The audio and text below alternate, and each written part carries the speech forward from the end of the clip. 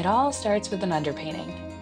I kind of think of it as like almost like a process of cloud watching. You know, when you look at the clouds and you're imagining what objects you see. So it's a little bit of that. It's very meditative. Sometimes I feel like the best painting I do is when I'm not really sure what I'm doing. I will be really captivated with a specific part of the image. And as I'm painting it, I'm like, am I even painting this thing? Or like, what exactly am I doing? But usually when I step back, that's the thing that I'm most excited about, because it always does seem to come together in the end. So in these early stages of my painting, yeah, I'm just blocking out light and dark, and looking for shapes. And I do multiple layers. Usually I do 3 to 4. I water down the paint with mineral spirits and slowly work toward darkness. And again, just looking for shapes. That's all I'm doing at this point, is looking for darkness, looking for shapes, and slowly getting there. Next, I start laying in the color. I always mix on a palette to start with, and then I start laying it down. Sometimes what ends up happening is I know I need to paint, so I start painting, and then I get halfway through and I realize I'm painting just to paint and not painting to truly reflect what I feel and what the image is, and it's not doing exactly what I want. So sometimes the best thing in these moments is to wipe it off and start over.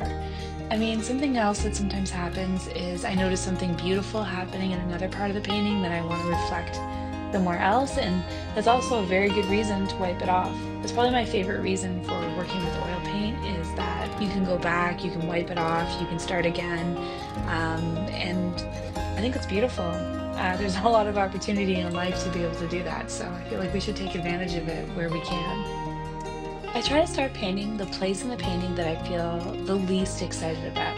But what always ends up happening to me is that I start painting that place, and then that's the place I get most excited about.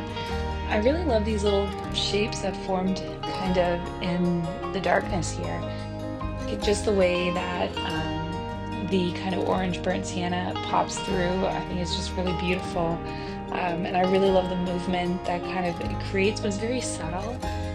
One thing that's important to me in my work is that the focal point of the painting doesn't receive more kind of focus or love than any other part of the painting.